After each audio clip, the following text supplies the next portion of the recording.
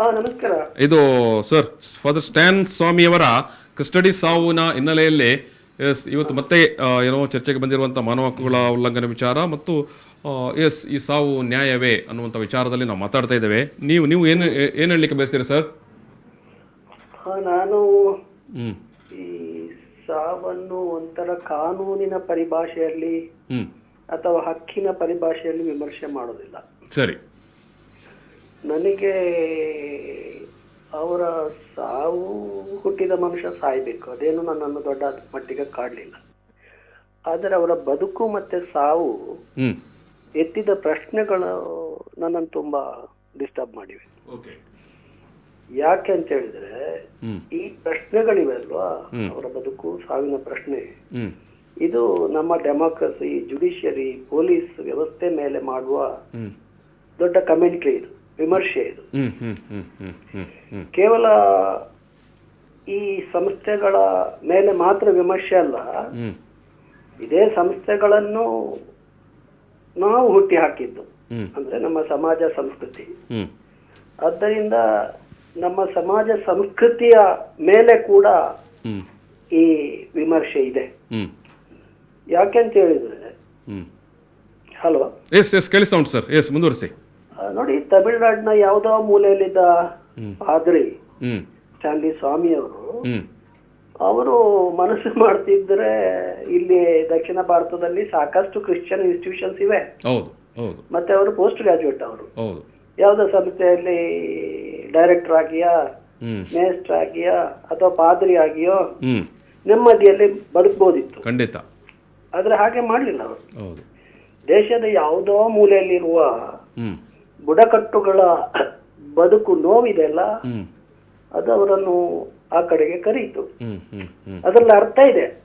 ಯಾಕೆಂತ ಹೇಳಿದ್ರೆ, ನಮ್ಮಲ್ಲಿ ಬುಡಕಟ್ಟುಗಳು ಒಂದು 7-8% ಇದ್ರು, ಅತಿ ಹೆಚ್ಚು ಡಿಸ್ಪ್ಲೇಸ್ ಆದವರಲ್ಲಿ ಬುಡಕಟ್ಟುಗಳೇ ಇದೆ.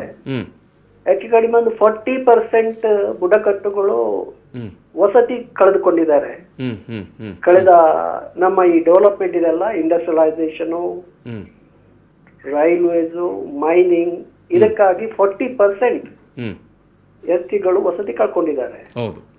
ಮತ್ತು ಒಂದು ವಿಪರ್ಯಾಸ ಅಂತ ಹೇಳಿದ್ರೆ, ಅತಿ ಹೆಚ್ಚು ಭೂರಕ್ಷಣೆ, ಬುಡಕಟ್ಟುಗಳ ಭೂಮಿಯನ್ನು ರಕ್ಷಿಸಲಿಕ್ಕೆ ಸಾಕಷ್ಟು ಕಾನೂನುಗಳಿವೆ. 5th ಶೆಡ್ಯೂಲ್ ಆಯ್ತು, ಪೆಸ್ಸ ಅಂದ್ರೆ panchayat extension to schedule areas. ಇವೆಲ್ಲವೂ ಅವರ ಭೂಮಿಯನ್ನು ಅವರು ಒಪ್ಪಿಗೆ ಇಲ್ಲದೆ ಪರಬಾರೆ ಮಾಡಬಾರದು ಅಂತ ಹೇಳೋ ಕಾನೂನಿನ ಚೌಕಟ್ಟುಗಳು. ಇಷ್ಟೆಲ್ಲ ಆದ್ರೂ ಅತಿ ಹೆಚ್ಚು ಭೂಮಿ ಕಳ್ಕೊಂಡವರಲ್ಲಿ ಬುಡಕಟ್ಟುಗಳ ಪಾಲು ಹೆಚ್ಚಿದೆ. ಇದನ್ನು ಪಾದ್ರಿ ಅವರು, ಸ್ಟ್ಯಾನ್ಲಿ ಪಾದ್ರಿ ಅವರು ಬುಡಕಟ್ಟುಗಳಿಗೆ ಹೇಳಿ ಮನವರಿಕೆ ಮಾಡಿ ಅದರ ವಿರುದ್ಧ ಹೋರಾಡಬೇಕು ಅಂತ ಅವರನ್ನು ಪ್ರೇರೇಪಿಸಿದ್ದು ಅವರು ಮಾಡಿದ ಅಪರಾಧ. ಇದು ಅಪರಾಧ. ಸೊ ಇದಕ್ಕಾಗಿ ಅವರ ಮೇಲೆ ಇಲ್ಲ ಸಲ್ಲದ ಕೇಸು ಹಾಕಿ ಟೆರರಿಸ್ಟು, ಅದು ಮಣ್ಣು ಮೊಸನ ಅಂತ ಹೇಳಿ ಸೊ ಜೈಲಿಗೆ ಹಾಕಿದ್ರು ಕಡೆಗೂ 2020 ಅಕ್ಟೋಬರ್ ಅಲ್ಲಿ. ಈಗ ಮೇಲ್ನೋಟಕ್ಕೆ ನಮಗೆಲ್ಲ ನಮ್ಮ ಜುಡಿಷಿಯರಿ, ಪೊಲೀಸು ಇವರೆಲ್ಲ ತಪ್ಪಿತಸ್ಥರಾಗಿ ಕಾಣ್ತಾರೆ. ಅದು ಅಂದ್ರೆ ಅದು ಅರ್ಥ ಆಗ್ತದೆ. ಯಾಕಂತ ಹೇಳಿದ್ರೆ, ಒಬ್ಬ 74 ವಯಸ್ಸಿನ ವ್ಯಕ್ತಿ, ಪಾರ್ಕಿನ್ಸನ್ ರೋಗದಿಂದ ಕೈ ನಡುಗುವ ವ್ಯಕ್ತಿ, ಸರಿಯಾಗಿ ಎದ್ದು ನಿಲ್ಲಕ್ಕೆ ಶಕ್ತಿ ಇಲ್ಲದ ವ್ಯಕ್ತಿ, ಹೀಗೆ ನ್ಯಾಯಾಲಯ ಬೇಲ್ ಕೊಡುವುದಿಲ್ಲ ಅಂತ ಹೇಳಿದ್ರೆ, ಆ ನ್ಯಾಯಾಲಯದಲ್ಲಿ ಮನುಷ್ಯತ್ವದ ಒಂದು ಚೂರು ಅದು ಉಳಿದಿದೆಯಾ ಅಂತ ಹೇಳೋ ನಮಗೆ ಗುಮಾನಿ ಬರ್ತದೆ. NIA, ನ್ಯಾಷನಲ್ ಸೆಕ್ಯೂರಿಟಿ ಏಜೆನ್ಸಿ ಇರಬೇಕು, ಸತತವಾಗಿ ಇವರ ಬೇಲನ್ನು ವಿರೋಧಿಸ್ತಾ ಇರ್ತದೆ. ಇದೆಲ್ಲ ನೋಡಿದ್ರೆ ನಮಗೆ ಎಲ್ಲೋ ಆಳದಲ್ಲಿ ಅಯ್ಯೋ ಈ ಏಜೆನ್ಸಿಗಳು ಎಷ್ಟು ಕೆಟ್ಟಿವೆ ಅಂತ ಅನಿಸ್ತಾ ಇದೆ. ಬಟ್ ನನಗೆ ಅನಿಸ್ತಾ ಇರೋದು, ಈ ಏಜೆನ್ಸಿಗಳು ಏನು ಆಕಾಶದಿಂದ ಬಂದದ್ದಲ್ಲ. ಇದು ನಮ್ಮ ಡೆಮಾಕ್ರಸಿ ಇರಬಹುದು, ಜುಡಿಷಿಯರಿ ಇರಬಹುದು, ಪೊಲೀಸ್ ಇರಬಹುದು, ಇದು ನೀವು ಎಲ್ಲ ಒಪ್ಪಿಗೆ ಕೊಟ್ಟೇ ನಡೆಯುವಂತದ್ದಲ್ವಾ ಇದು? ಖಂಡಿತ. ನಮ್ಮ ಡೆಮಾಕ್ರಸಿ, ಜುಡಿಷಿಯರಿ, ಪೊಲೀಸು, ಹೌದು. ಇದಕ್ಕೆ ನಾವು 5 ವರ್ಷಕ್ಕೊಮ್ಮೆ ಚುನಾವಣೆಯ ಮೂಲಕ ಒಪ್ಪಿಗೆ ಕೊಡ್ತೇವೆ.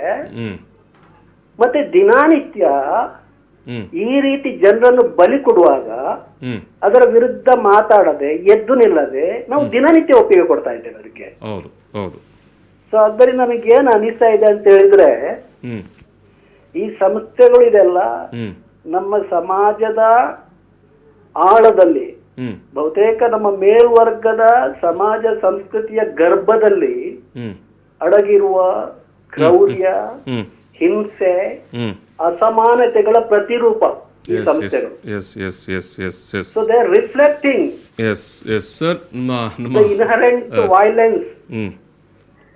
ಅಂದ್ರೆ ಈ ಮೇಲ್ವರ್ಗ ತಳವರ್ಗದ ಮೇಲೆ ಸತತವಾಗಿ ನಡೆಸ್ತಿರುವ ಒಂದು ದೌರ್ಜನ್ಯವನ್ನು ಈ ಸಂಸ್ಥೆಗಳು ಪ್ರತಿಫಲಿಸ್ತಾ ಇವೆ. ನಾನೊಂದು ಹೇಳಬೇಕು, ನನಗೆ ಹಿಂದೆ ಕಥೆಗಳಲ್ಲ ನಮ್ಮ ಸಂಸ್ಥಾನಗಳಲ್ಲಿ ನಡೀತಾ ಇತ್ತು. ನಮ್ಮ ಸಮಯ ಮುಗಿತಾ ಬಂತು ಸರ್. ಮುಗಿತಾ? 1-2 ವಾಕ್ಯ ಹೇಳ್ಬೋದಾ? ಒಂದು ವಾಕ್ಯ. ಒಂದು ವಾಕ್ಯದಲ್ಲಿ ಆಗುದಿಲ್ಲ ಬಿಡಿ. Okay, thank you. ಎಸ್.